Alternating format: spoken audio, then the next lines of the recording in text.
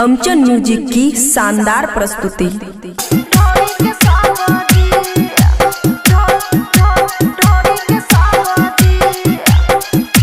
खुशी recording studio बलुआ। दीदी से खूबे खेल गए जीजा आलू दम जी, दीदी से खेल गए खूबे जीजा आलू दम जी। अब ससुरा में खियाई पहना के ढोरी के सब्जी, अब ससुरा में खियाई पहना के ढोरी के सब्जी। ताजा ताजा फ्राई क्या क्या मिलते सब्जी, ताजा ताजा फ्राई क्या क्या मिलते सब्जी। आप ससुरा में खियाई पहना के ढोरी के सब्जी, आप ससुरा में खियाई पहना के ढोरी के सब्जी। DJ good Madhubani, DJ good ढोरी के सब्जी, ढोरी के सब्जी। नया नया तोहर भेला बियाह हो, एके बार खैबा त करवावा हो।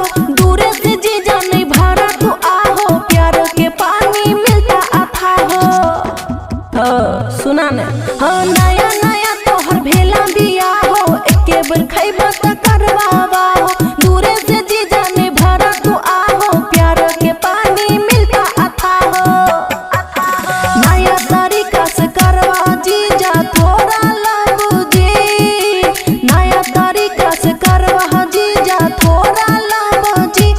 आप ससुरा में खियाई हा पहुना के ढोरी के सब्जी, आप ससुरा में खियाई हा पहुना के ढोरी के सब्जी।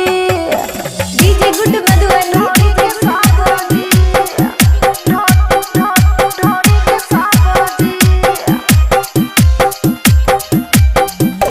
बबुआ राहुल बात खुशी के मान ले, मिलत मौका से हो तू जान ले। संगे में आमन अक्की के आन ले, ताला दू ताला पर से फान ले। ए हो सुना ना, बबुआ राहुल बात खुशी के मान ले, मिलत मौका से हो तू जान ले। संगे में आमन अक्की के आन ले, ताला दू ताला पर से फान ले। जाए के फिर नहीं मन करता आइबा जब जी, जाए के फिर नहीं मन करता आइबा जब जी। आप ससुरा में खैहा पहुना ढोरी के सब्जी, आप ससुरा में खैहा पहुना ढोरी के सब्जी। बुझलो हो। खुशी रिकॉर्डिंग स्टूडियो बलुआ।